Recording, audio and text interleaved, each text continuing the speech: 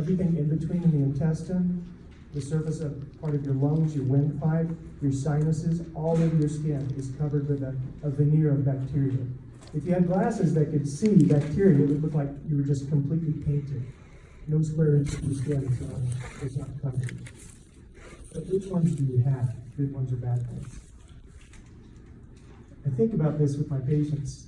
When the doctor says, do you mind if I take this call? The response would probably be, no, please don't take that call, because I've seen the picture of what's on a smartphone and you're about to touch me.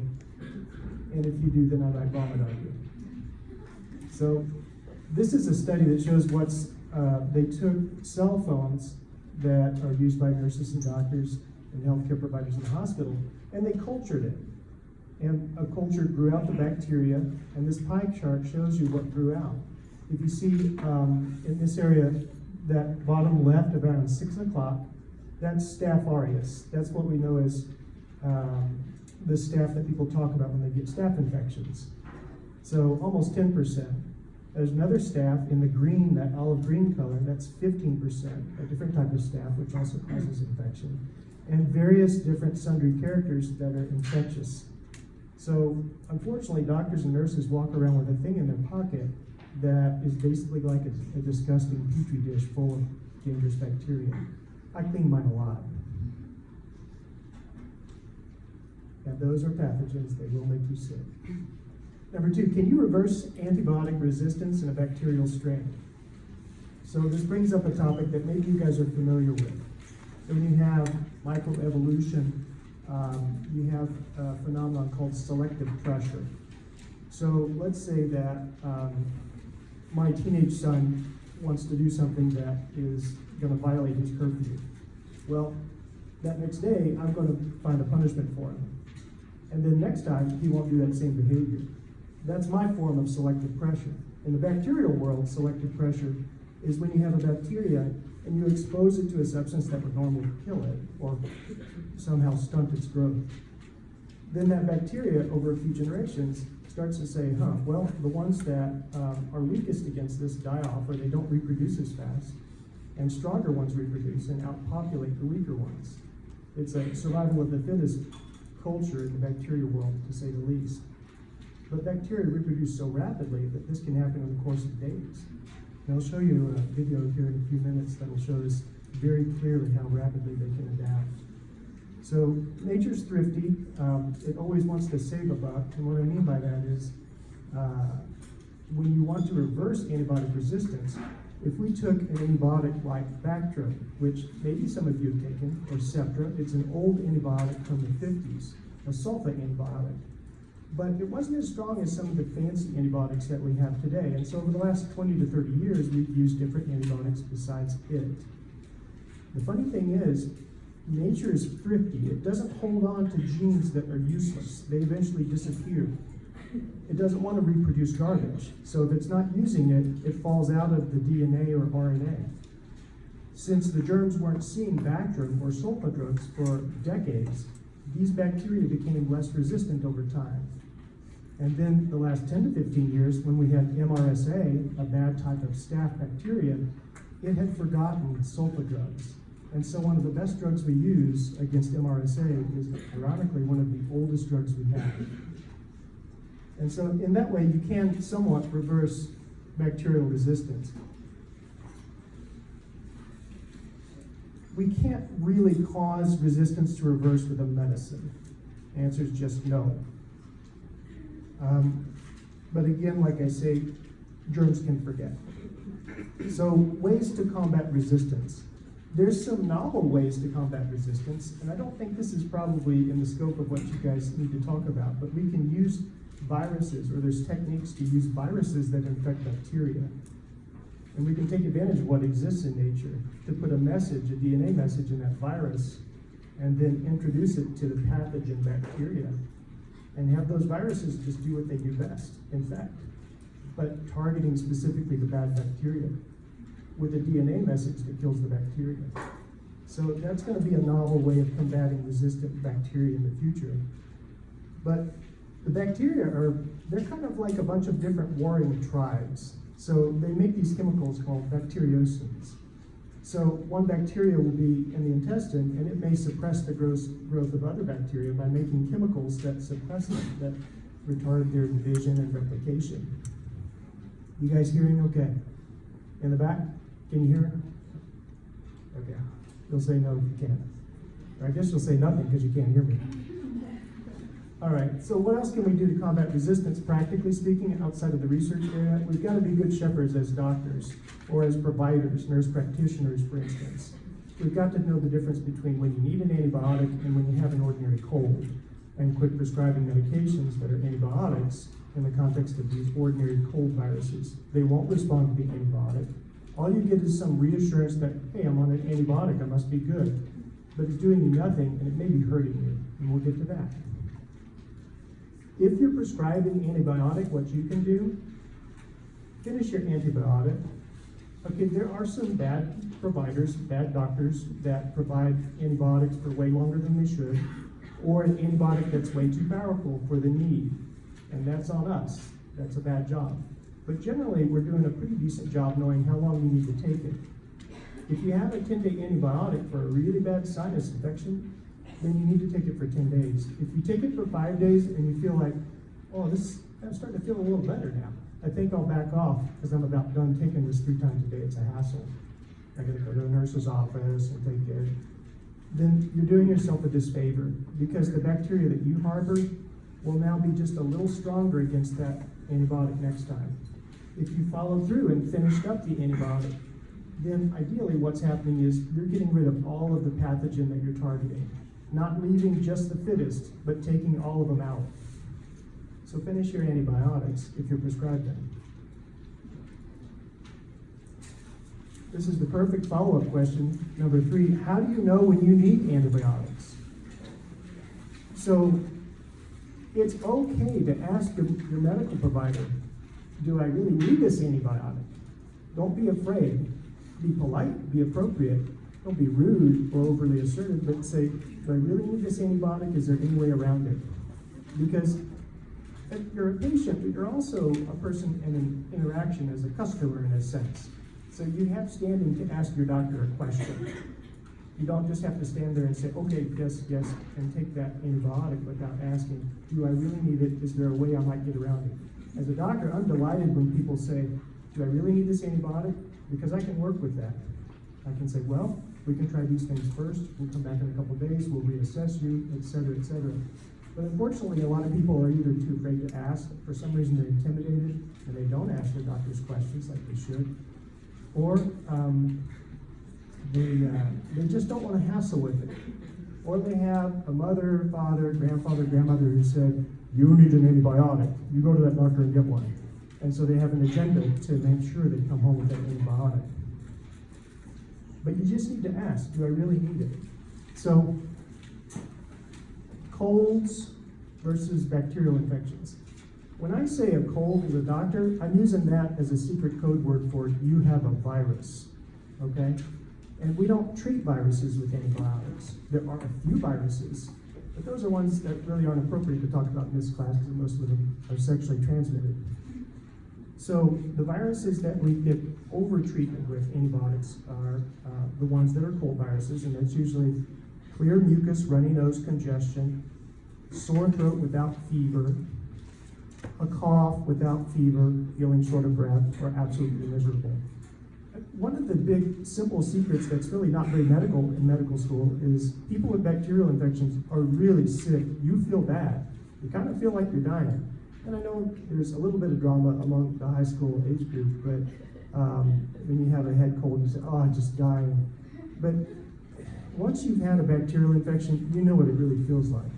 These are serious infections. They're not messing around. Viruses are pretty content to do their damage, but our immune system pretty much knows the trick.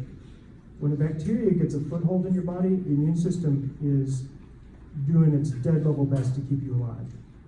And you'll feel very sick. You're generally going to run a fever. So if you're not running a fever, you've got nasal congestion, it's annoying, you're sneezing some, maybe a little bit of cough. It's okay to see a medical provider, but don't have an expectation that this is definitely an antibiotic requirement here. So colds versus bacterial infections. We know that's code speak for viruses versus bacteria.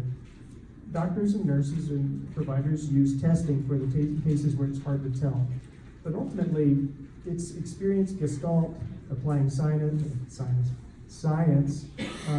to the greater picture. And in aggregate, as a medical provider, you look at all of those different variables.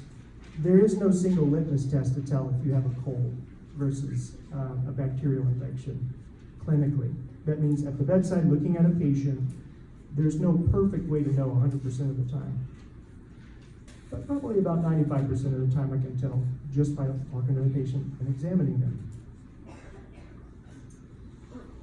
So this is our dog. What is the most common area of the body that gets infected by resistant bacteria? It kind of depends on the person in front of you as the patient. But I'd say one of the most common places are two places: the respiratory tract or the urologic system. So that's the bladder and the kidneys. After that, probably the gastrointestinal tract. So that's the diarrhea. What makes some antibiotics more powerful than others? Okay, well that's kind of that's a good question, and it's relevant if you're getting into the field deeper than freshman biology. But there's a variety of different antibiotics, and some of them are reliable to kill 95% of the different types of bacteria that you might run into. Really potent antibiotics. But generally, the stronger the antibiotic, the more germs it kills, the more the repercussions that you don't want. Okay? So if I'm using the biggest, most powerful antibiotic you can give in an IV, you might get kidney failure. You might get liver failure. It might cause you to slough off some skin. So there's always a cost. There's no free lunch in the medical world, unfortunately. As to what mechanistically makes one antibiotic more powerful than others, it's really hard to distill that down into a single answer. It has a lot to do with how new is the antibiotic, for instance. It's this one that works to affect the germ's cell wall, its DNA. So it's a bit complex, although I appreciate the question. It's just too much for us to cover in this context. So, briefly speaking to it, I'm not going to walk through this slide. When you take an antibiotic, there's a bunch of different mechanisms how they work. If that big oval is a germ, and that wall on the left side, that purple blue wall there, is its cell wall, a large variety of our antibiotics work at targeting the cell wall to poke holes in it. Because when you bust a hole in the bacteria's cell wall, it causes it to leak out all of its important internal contents, and then it dies. But we also target other things like nutrients that bacteria need. Folate is one of them. That medication, the sulfa drug I mentioned earlier, affects folate metabolism. That helps kill bacteria. And it also, we have medications that can affect the DNA and the RNA of bacteria.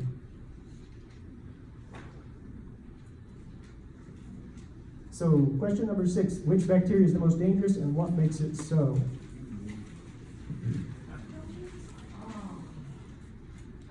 It depends. It depends. It's all contextual. So if the person in front of you has had a car crash and had to have their spleen removed, there's certain unique bacteria which will be deadly to them if you don't intervene. But then, are they on chemotherapy? Is their immune system weak? Do they have a unique genetic predisposition to this bacteria hurting them? Some of the people that I see with meningitis, a certain type of meningitis that affects high schoolers, for which hopefully you guys are vaccinated, is Neisseria meningitis. Neisseria meningitis is a deadly type of meningitis. And you can survive it without antibiotics, but it has a very high kill rate as far as the percentage of people that die. But what's bizarre about it is that this germ actually can live in your nose quietly. There may be someone in the room that has Neisseria meningitis in the front part of their nose living right now, but they're not sick. So that's called carriage state. It's where it's carried, like someone riding in a carriage, but not acting like a pathogen. That means not acting in a way to kill you. It's just hanging out, and it's looking for the right host. So when you rub your nose, and then you touch something, and someone else comes along and touches something and rubs their nose, then they get the germ, and if they're genetically vulnerable to it, it's going to take them down. So there's genetic vulnerability that can dictate which bugs are the worst pathogens. Of course, there's, as the focus of the talk is about resistant bacteria, multi-drug resistant bacteria exist. I'll tell you about those in the next slide. Diabetes is always a hard way to live because it makes you so vulnerable to infections.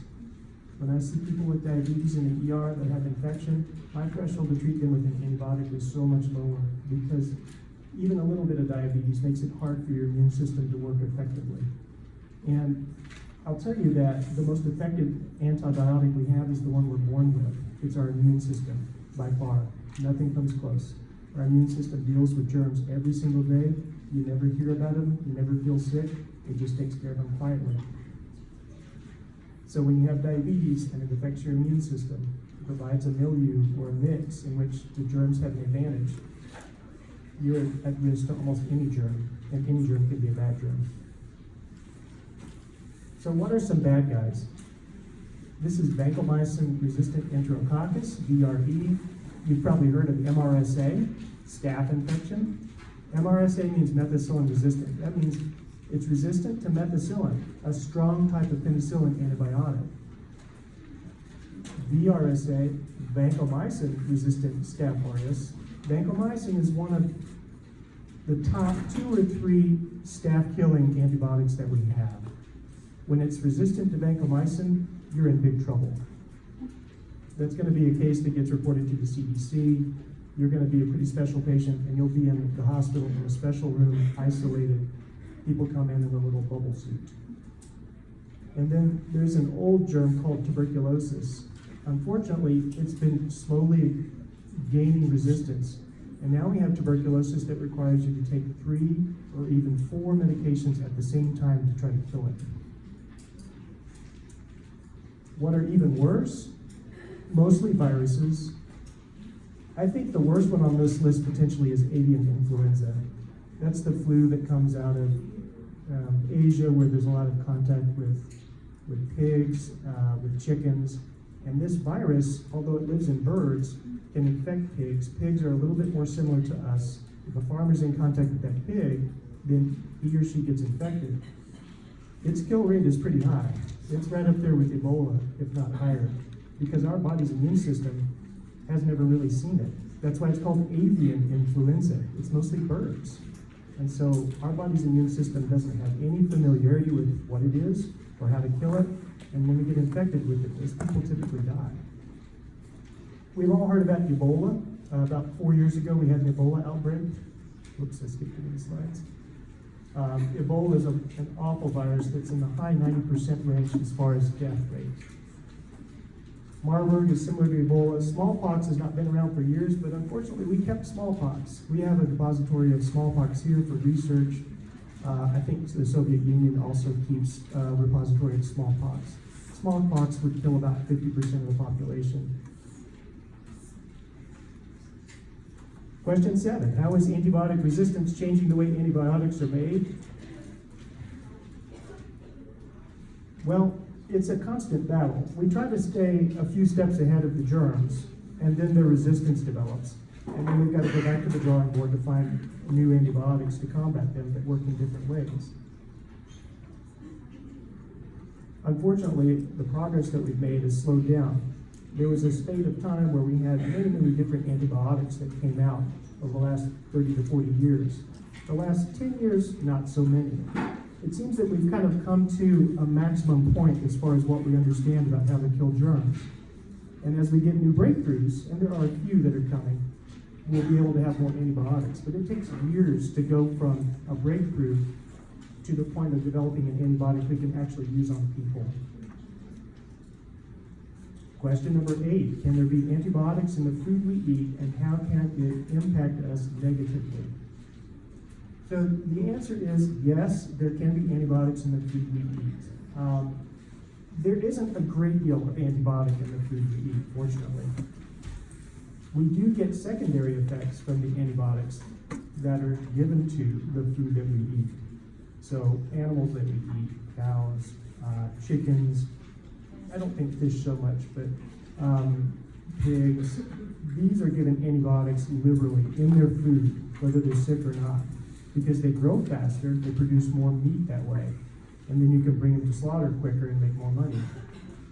Unfortunately, and I'll come to this in a minute, that's going to cause a lot of consequences. So if you're worried, is this food I'm eating filled with some type of antibiotic? Probably not. Very, very little.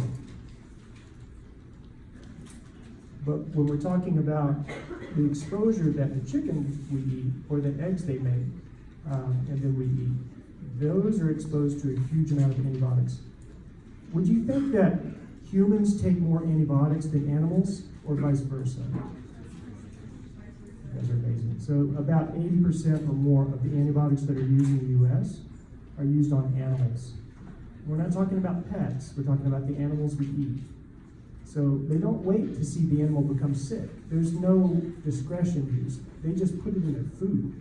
So they're all taking antibiotics. Last year, this is about 6 years old, 15,400 tons of antibiotics used in industrial food markets. That I found, I had to add this later. It's over 20,000 tons of antibiotics per year. So I think this is a core issue that you guys should know. How do you get resistance? So if you have bacteria in a petri dish, in an agar, in a culture broth, and you put a little bit of antibiotic, just a tiny bit, then it will kill some of the weak antibiotics. The strongest will survive, right? Well, then what happens, if I say it will kill some of the weak antibiotics, it will kill some of the weak germs. But then those germs, they multiply very quickly. In the course of a day, then they multiply several times. So one bacteria becomes 2 in a few hours. Those 2 give birth to 2 more. That's 4, then 8, then 16. In the course of the day, you might have thousands of bacteria from just what was initially only a few. But every one of those generations that goes on is a generation that was not linked to the antibiotic. So you can see how each time you give the antibiotic, what results is you've got bacteria now that can handle it. So you increase the amount of antibiotic, and then you expose those germs. Maybe it kills half, but the half that don't die now have the genetics to give it that resistance to their offspring, and then they just repopulate. And you see how, like a stair step, they just get stronger and stronger. There is one other way that bacteria can promote resistance. You don't have to read or try to scrutinize the slide, but what you see is in that insert where there's a yellow bacteria and a blue one, these bacteria can actually connect and share data. So what they do is, if they have a resistance gene, they can go and download that gene to another bacteria that doesn't. So it isn't just the offspring of the resistant germ, but other germs who are just hanging around can gain that DNA, gain that mutation that gives them strength or resistance against the antibiotic. So whether it's by mutation and subsequent generations becoming progressively more resistant, or by bacteria literally directly sharing the DNA of resistance between each other, those are the 2 main mechanisms. So I think this slide's probably a little bit busy, but essentially antibiotic resistance can spread several ways. That last slide was talking about the nuts and bolts of how the germs carry out that mission of increasing resistance. But then how do we contribute? There's several ways. We take the antibiotics like we talked about. The germs become more resistant on our skin and in our gut and in our bodies. But then, you do eventually go to the bathroom. That sewage goes to a treatment plant that may or may not kill all the germs. That eventually gets into the groundwater, into our water supply. The animals that are given the antibiotics have highly resistant bacteria. Their manure, their sewage is used as fertilizer for the food we eat. So even if you want to skip out on all the germs in that ground beef or chicken, if you're eating vegetables instead, it might have somehow been exposed to pig manure or cow manure in the process of growing them, and that manure has those germs in it. Every once in a while, you'll see it in the news where there's an E. coli outbreak. That's a bacteria that is in everybody's gut. But there's different subspecies of E. coli. Some of them are really aggressive. Some of them are content to be like symbiotes, where they'll live with you and give you back a little something to help you. The bad E. coli are typically drug-resistant strains that have gone through animals, and then the water nearby somehow gets contaminated by their sewage. And then these farmers are using that contaminated water to spray the crop. The crop gets picked, it's not all rinsed off, there's a veneer of invisible bacteria on the surface of that apple or cucumber, and then you don't wash it when you get home because you're hungry, and you just ate that animal's sewage. But worse, it's already been pre-treated to be bacterially resistant. Maybe it's a non sequitur, but let's press the button too many times. Which eggs should I buy at the store? So, when you're talking about chickens, they raise them in these cages where there's thousands and thousands of chickens. And they have a space that's literally the size of one of these tiles. That's their requirement, that the chicken gets about 0.67 square feet per chicken. So that means they're wing to wing, butt to nose. They can't move around, they can't do anything, they're pooping on each other. It's a disgusting environment. That's why they give them so many antibiotics, because no one can live well in that kind of an environment. But then you put it together with the fact that these chickens squeeze an egg out of their rear end, which is the same place where their excrement comes out. So what eggs would I buy? Well, I won't buy the ones that are the cheapest eggs. If it costs me $2 more per dozen, it's okay. I'm going to buy those.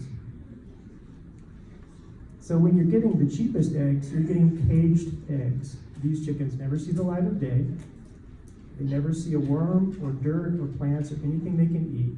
They scratch around on concrete or a dirt floor, and they get fed this gruel that has the antibiotics in it. They make those eggs, and of course we wash the eggs, but that's just not an ideal environment, and that's not a healthy animal. Generally, if you're eating an animal product, you want to eat it from a healthy animal, not one that's being kept alive with antibiotics in the dark on concrete. As you may notice in this, it says that when you buy the cheapest eggs, they're given 67 square inches of space each. So that's about a tile or less. That's 6 by 11, 6 inches by 11. So about this broad, and about that big. 6 by 11 is really tiny. Pasture-raised eggs are probably the best ones, especially when it says antibiotic-free. Question 9, what is the percentage of healthy persons who get infected with antibiotic-resistant bacteria? Well, no one's really exempt from this, but it's a much higher percentage at the extremes of age. So if you're sick with something, or a loved one's sick, it's probably not a good time to go visit your aunt who just had a newborn baby. A 2-week-old, a 1-month-old, a 6-week-old baby is vulnerable to infections that you guys aren't vulnerable to.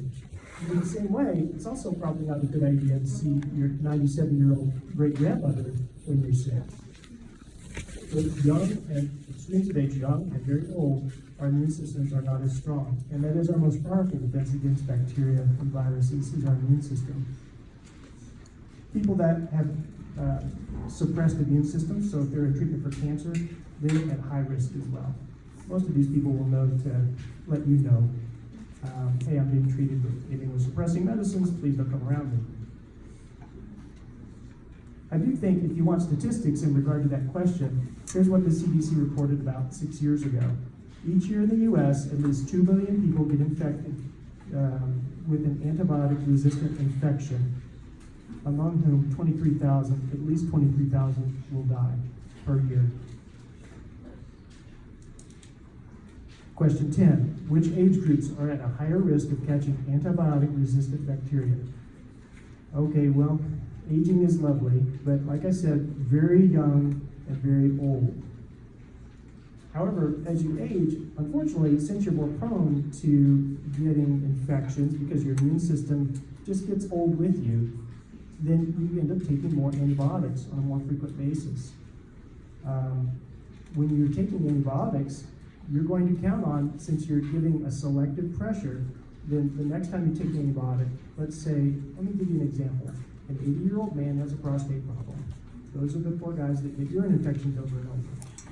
They can't empty their bladder fully, so that makes them susceptible. They get a bladder infection, you treat them for 3 days, they do great. They come in 2 months later, they get another bladder infection. You give them the same medicine for 3 days, they come back on day 4 with a fever. So you up the ante, you give them a more potent antibiotic, one that's more powerful, maybe some side effects here, but you gotta do it. They do better. 3 months later, they get another infection. This time you give them the potent antibiotic, they remain sick. And you can see how this cycle continues until they get multi-drug resistant germs, and you're left with the only option being in the hospital, IV antibiotic, isolation so they don't give the germ to other people, and hope for the best.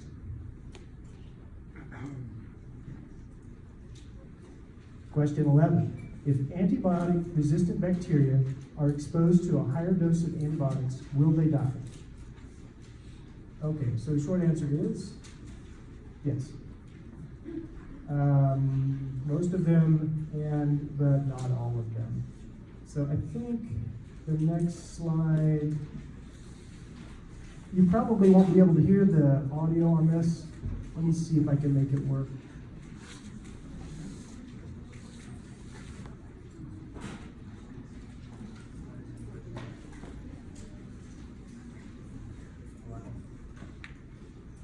Okay, there's no audio. Let me go back to what you have there. That is a 2 foot by 4 foot sheet, like a big desk of bacterial culture medium. The bacteria will grow on that. But what they did was they put the bacteria on each end to start with. They put E. coli, the one that liked to live in our gut, on each end, and then they cut it into slices where each section, as you move towards the middle, has more and more antibiotic. Then they're going to show you the growth of the germs as it figures out how to get past the antibiotic. Those are the sections. They start with no antibiotic in the end zone at the end of each section. And then there's antibiotic in this one and on the other end. 10 times the antibiotic here and here. 100 times the potency or strength. And then finally 1,000 times concentration of antibiotic in that nutrient. And we're going to see if the germs will ever stop. You can probably guess what's going to happen.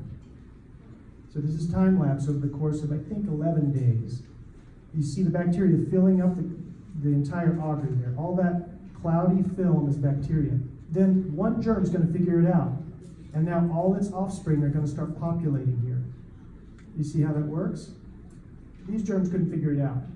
Up here, here's another strain that figured it out. So now it's moving to the next one. It hit the barrier. Now it's at 10 times strength. It figured it out. All the rest of the offspring didn't make it. It's going to hit the next barrier at 100, and look, it's cold stopped. But then one germ developed a mutation that made it resistant, and it began to populate out from there.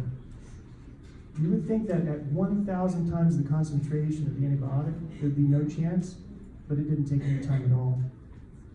So you can see how the stair steps up. You can give an amount of antibiotic that would fill this room to a person, and eventually the antibiotics are going to the bacteria are going to figure out a way. Question 12, what would you do if a superbug outbreak occurred? It's happened. This is what I wore. That's not me, but that's what we wore when we had a couple cases of Ebola that got to the U.S. You wear all this garb, you do decontamination after you make contact with the patient. It's a mess. What do I do on a practical level? I tried to find a sweaty bro from the gym picture here. One of the things I do to avoid getting infections with superbugs is if I go to exercise at the gym, I wash my hands. When I'm done, I don't leave, I don't pick up my car keys, touch my water bottle. I clean off my water bottle and I wash my hands with soap and water, and then I leave the gym. Because the stuff that's on the bars and the machines in there, I do not want to take home to my family. When I work in the hospital and I leave the room, First thing I do after I touch a patient, examine an abdomen, listen to their lungs. When I'm done, I wash my hands or use hand sanitizer. The best thing you can do to keep from dying from a resistant germ is to never let that germ get a chance. And that's prevention, washing it off. 13, what happens if you use antibiotics if you are not sick? As you can see from the picture, this is what happens most of the time. You're at risk for getting an infection with a type of germ in your gut that normally is pretty wimpy. It can't take over. It's not the boss. All the other germs are more vigorous. But there's this germ that lives in your gut, most of us, that if you take antibiotics and you kill down a lot of the good germs in your gut, all of a sudden there's a lot of space for this germ to make new bacteria. And so this germ with the name C. diff or Clostridium difficile will then grow, reproduce, make a lot of germs, and then it's going to cause you to have the worst diarrhea of your life. And this isn't just a few days. This is high fevers, miserable abdominal pain. Probably in the range of 10,000 people a year in the U.S. die from C. diff infection. And it's almost always in the context of having taken antibiotics. So when you talk about the upside and downside of antibiotic therapy, it's a big downside, dying from antibiotic therapy. What else happens if you take antibiotics if you're not sick? Of course, resistance, we've talked about that, but then you can have allergic reactions. Those can be simple, where you have, say, antibiotic-associated diarrhea, or they can be very bad, where you get swelling in your tongue and lips that swells up so much no air can get into your lungs and you die. That doesn't happen very often. There's another condition where it affects your skin as an allergic reaction, and you lose the surface layer of your skin everywhere. You end up in a burn unit for about 4 to 6 weeks. That doesn't happen very often. That's what your healthcare provider is supposed to do, is weigh out the risks and benefits and say, okay, maybe there's a 1 in a million chance you'll get that skin condition, but there's about a 1 in 10 chance if I don't treat this, you're going to get really sick. They weigh it out and they use the antibiotic. But every time you use an antibiotic, you're exposing yourself to risks from the antibiotic itself. And some of these antibiotics aren't cheap. Some of them cost $2,500 for a single treatment. If you do take an antibiotic and you give Clostridium difficile, it causes inflammation of the colon. The colon eventually gets so bad that it falls apart and perforates inside your abdomen. The bacteria go everywhere, and you get sick and you can die. You see the graphs there. The very top graph, the segmented line on top, we talked about how extremes of age are the most vulnerable. Those are the people that are the oldest, 85 years and up. And that graph over time is the percentage of people that die from those C. diff infections. So in 1995, 96, it was a fairly low rate in the population. But we've become so quick to write antibiotics. Everybody's taking an antibiotic for nonsense reasons that we've created a lot of C. diff colitis, and the incidence of C. diff colitis has gone up and up and up. And if people are getting C. diff colitis, then people are dying of it. And if more people are getting it, more people are dying of it. The green line right there is mortality. You can see that line is skyrocketing. And that's really scary. Question 14, does taking a probiotic help you or hurt you if you are infected with a superbug? If it's an intestinal infection, say one of the less dangerous E. coli's, it probably will shorten the duration of your illness by a day. So it could help in that context.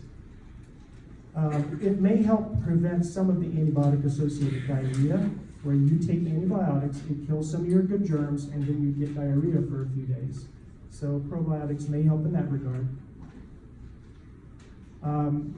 If you're taking an antibiotic for things besides diarrhea, it can help in that context.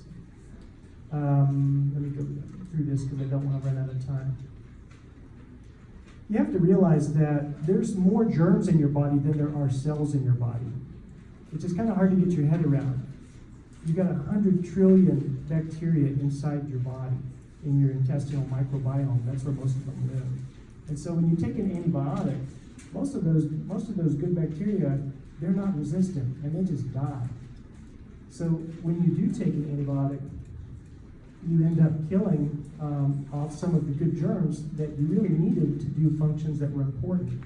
that kill-off can last for 2 years.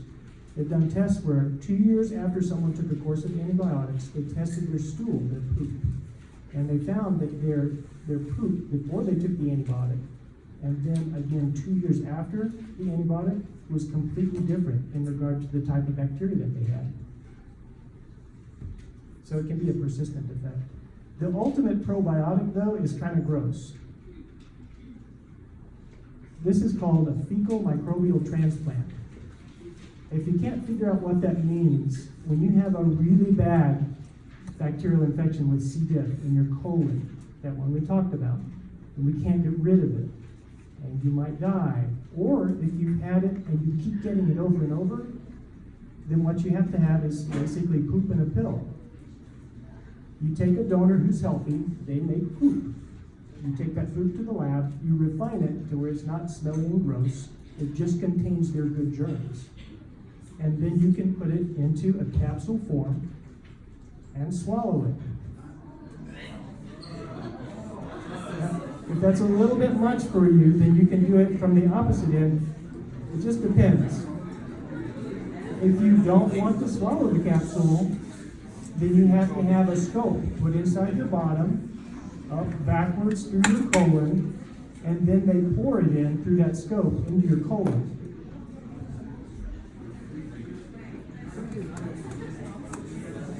Okay, so moving on. Question 15.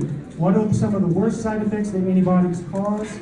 I think we covered that in question 13. So I'm going to move on.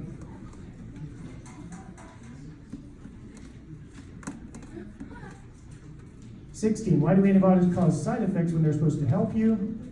Well, unfortunately, it's like Newton's laws of motion. For every action, there's an equal and opposite reaction. You can't really do anything in the body without affecting something else. It's just too complex a system. And so if you have a rattle in your car engine and you take a hammer and you whack that rattle to try to make it stop, you're probably going to damage something that you needed. And so in the same way, you can't get antibiotics, although most of the time it works out well, they are affecting other things in your body. But your body's typically pretty resilient, and all in all, generally we don't have bad reactions. But there's a lot of bad things that can happen. This is that study I told you about where they looked at some people at their stool and found out that 2 years after a single course of antibiotics, their stool was not the same. The germs that are normally in them, that work with them, were completely different. Just so you know, the gut germs, the germs that live in your gut, can affect things, a variety of things that you would never guess. Anxiety, depression, mental health, maybe even a link to autism. Certainly, it's related to obesity and diabetes and people that are overweight or diabetic. If you look at the mix of germs that they have in their gut, it's different than people who are neither obese or diabetic. Crohn's disease, a really bad disease of the colon, they have different germs in their gut. So you really have to take care of these germs. 17, are there any strains of bacteria that only come from overseas? I talked about the avian influenza, and this is in Asia, people that are herding, I think, ducks. But it comes from being in close contact with animals that have similar biology to us, so like a pig. That animal gets infected with one of the bird or chicken's influenza, and then we get it from the pig. But there's other ones. Malaria, we don't see in the United States. It's probably one of the top 3 causes of death worldwide as far as infections. Maybe number 1, I don't have it maybe in front of me. Dengue fevers in the Caribbean. We get a few cases at the Army Hospital because so many of the people at the Army Hospital travel. Dengue fever is miserable. It's called bone break fever because you shake with chills so hard that people have been rumored to have broken bones. Of course, Ebola virus I mentioned, yellow fever virus, these are all infections from outside of the country. You don't realize what a great country you live in until you start looking at the infections you could get in other countries. 18. Can animals, or how can antibiotics used in animals pose a risk to humans? I think we've covered that, but you know, the runoff, the irrigation that comes, that we use to water the fruits and vegetables is going to be covered with those germs. We use the manure to fertilize the crops we eat, the vegetables we eat. And then, of course, we're breeding resistance in these chicken factories and cow factories. We're going to have to skip that. Why don't antibiotics work on viruses? Because viruses and bacteria are completely different. The way they work in a virus doesn't have enough to be self-sufficient. It's really not even technically living. It has to invade a host and take advantage of that host, hijack the host's mechanisms to reproduce itself. So they're so vastly different. Even though they're tiny, they're microorganisms. It's like comparing a salamander to an elephant. They're just completely different. Number 20, how do we know which antibiotics can work against superbugs? It's kind of a hard question. It's really based on a lot of your experience and the science that we have. We know that generally you know if you have an idea which germ you're dealing with, then you know these 2 or 3 antibiotics will work on this one. If it's this different germ, those won't work, but these will work. So this is just an experience question. 21, how many times does bacteria need to be exposed to antibiotics before they become immune? There's not really a hard, fast number, but in that video I showed you, it took 11 days for them to go from no resistance to a tiny bit of the antibiotic to 1,000 times that amount of antibiotic. 11 days, and they grew over the whole thing. They ate the antibiotic eventually. Number 22, what measures can we take to prevent bacteria from becoming immune to antibiotics? I think that we need to look at the industrial food supply. It's a disaster. We've got to stop feeding all these antibiotics to the animal foods that we eat. We've got to stop watering crops. We've got to have good things in place as far as the laws and the methods that we use to produce agriculture so that we don't get exposure to the manure or to the runoff from these from the sewage these animals provide, so it doesn't get on the crops. We don't have time to go through that slide, but that's just reiterating how much antibiotic resistance comes from in the industrial food supply.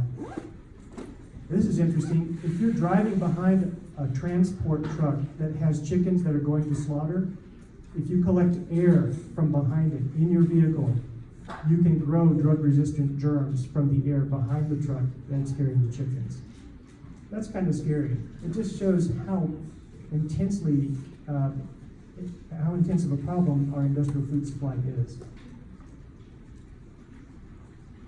Again, this is where you get infected with bad germs. E. coli outbreak in spinach, 2006. It was crop irrigation water that had been contaminated by pig and cow manure from a nearby farm that they were using for fertilizer.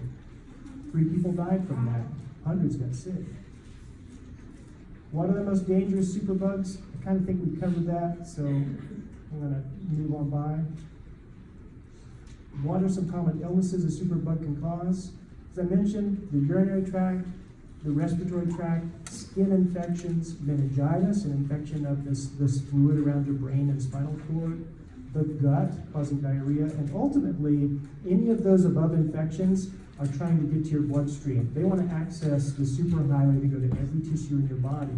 And when they get in your bloodstream, that's called sepsis, and that's very dangerous. Number 25, what happens if a pregnant person catches a superbug? This is a really hard question. It's not a value question. If the mom dies, the baby dies. The baby's just going to die if the mother dies, so you have to keep her alive. Yes, we try to avoid antibiotics that could potentially be dangerous to the fetus, but the fetus has no chance if the mother dies. So we start by using antibiotics that we know are safe, and then if we have to, because the mother's decompensating and getting worse, we advance it to antibiotics that are a little bit more sketchy. But ultimately, that's the dictum, that's the mandate, is you've got to keep the mom alive if the baby's ever going to have a chance. And sometimes you have to make really hard decisions, even decisions on which one lives. 26, even if we do decrease the amount of antibiotics people take and perform the necessary treatment to discontinue growth of superbugs, is it already too late? We have new discoveries. They're happening frequently. There's some really cool methods where we're infecting bad germs with viruses that normally like to predate upon those germs. but we're using DNA that we manufacture that will specifically target and kill just the bacteria we want to kill. That's pretty powerful stuff, but it's not ready. And we're always discovering new antibiotics. And even though the rate at which we've been discovering has slowed down, they're still coming out, and we're still managing to stay ahead. So in summary, antibiotic resistance is a very serious threat to any one of us. Resistance is made through a few mechanisms. The bacteria can spread it directly by exchanging some DNA with the bacteria that needs that resistance gene, or they can just have resistance through mutation and then divide and multiply so that subsequent generations are resistant. The resistant bacteria are spread by several mechanisms: inappropriate antibiotic use in us, and also overuse of antibiotics in the livestock that we eat, in chickens and pigs and cows. How can we alter the outcome without antibiotics? Wash your hands. Be careful about when you take antibiotics and when you shouldn't. Please wash your hands. It's a way to keep yourself from having miserable diarrhea or bringing it into your home. Before you eat,